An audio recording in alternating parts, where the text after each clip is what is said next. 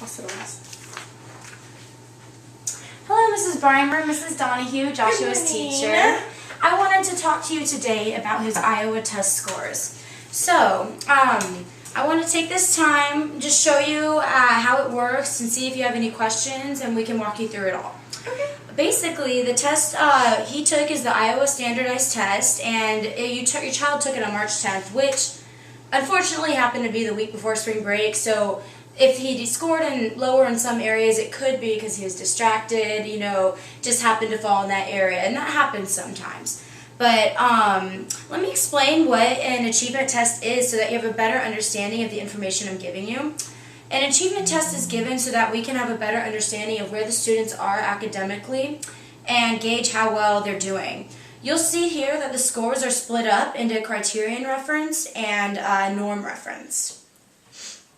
Okay, so what exactly does that mean? What's the difference between criteria and norm reference? That's a good question, and I wouldn't know that either normally, but criterion reference or the norm reference group show us test scores, compare how the test scores compare with other students who took the same test in a norm group of like students, so students in a similar situation as Joshua. Okay. Criterion reference tests give information on how an individual performs on specific standards or objectives. The norm group is a group of like students, like I said, across the nation that have previously taken the standardized tests that Joshua just took.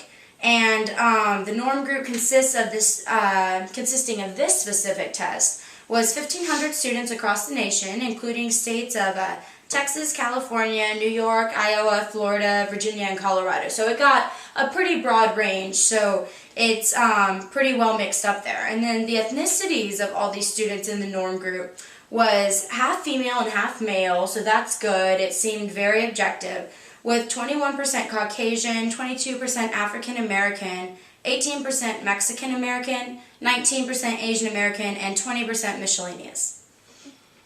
Okay, so what exactly do these sections mean? The subtests, I think is what you call them. That's a very good question also, and these subtests cover a large academic area, including vocabulary, reading comprehension, spelling, capitalization, usage and expression, etc. To the right of the subtest, you will see a graph right here. Now, this graph is a percentile score and shows us how well Joshua did in comparison to the norm group. The norm group is right here in the shaded area, and these are his scores here. So you can see some of them he did better than the norm group, and some he did right along the norm group. So, let's see. So he scored a 75 on the percentile rank, which means he did better than 75% of the students in the norm group. This is not his percentage score, though. It's different.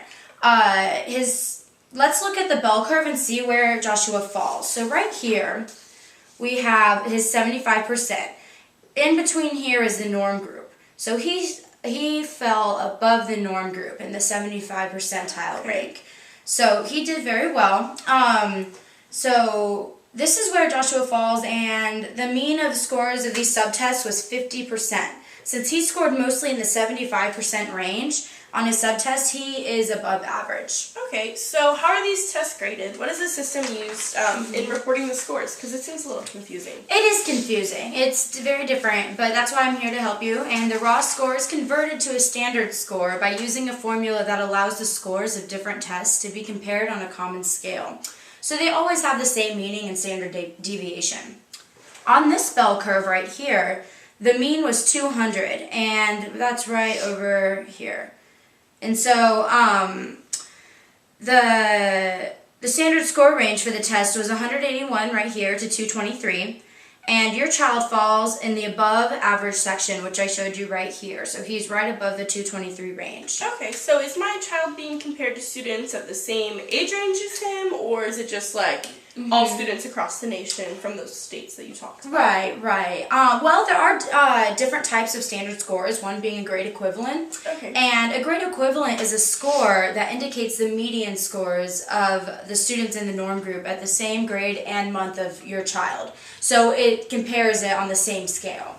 Okay. So it shows us how he compares to kids who took the same tests at the same age as Joshua.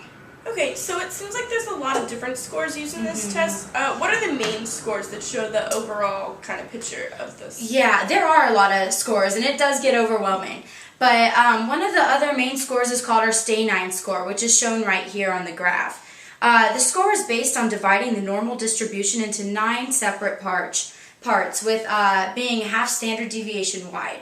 So these scores are less precise, but they're easier to break down. So, and report and understand, and they're visually easy to comprehend.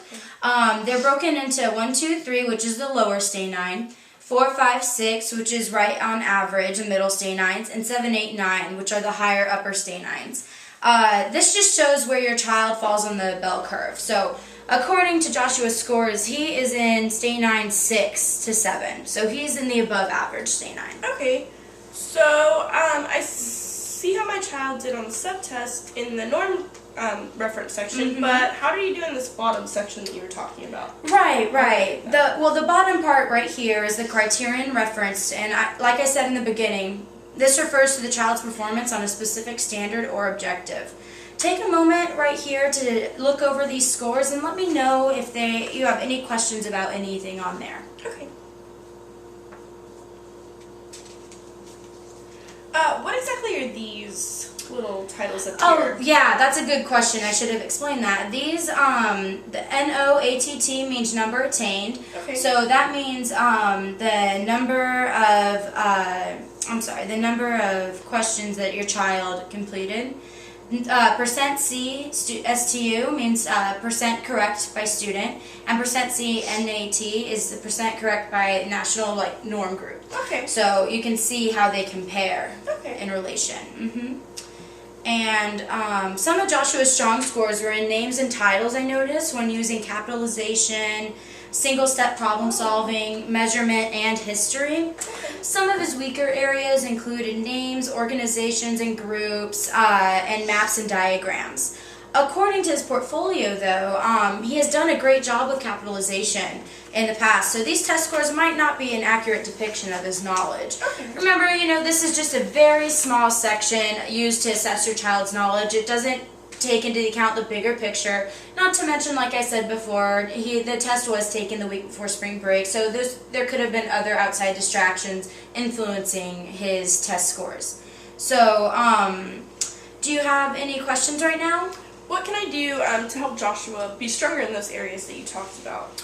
Oh, I'm glad that you want to help him. It's always good to hear when parents want to be active in their child's school education. So, some things you could consider doing at home with him would be practice capitalization of proper nouns, particularly organizations and groups, since that's an area he was a little bit weaker in.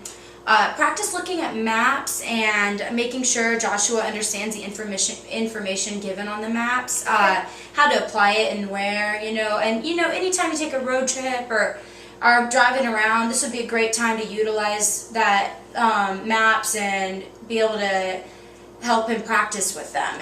So, were there any other questions you might have about the test or Joshua's scores right now?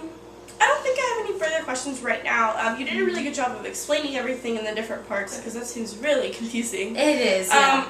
Do you have any handouts or anything that you could give me to help me remember this? Because I will probably forget. Oh, of course. And I had a feling most parents like to have handouts. Yes. So what I did is I made a copy of these, and these include Joshua's scores in relation to the norm reference group also, as well as some other notes along with any questions you might have. And just a little helpful reminder of what they are and everything. But I'm so glad you had the chance to come in and meet with me. I'm glad I got to explain everything to you. And if anything comes up, please feel free to call me, and I'd be happy to help you out.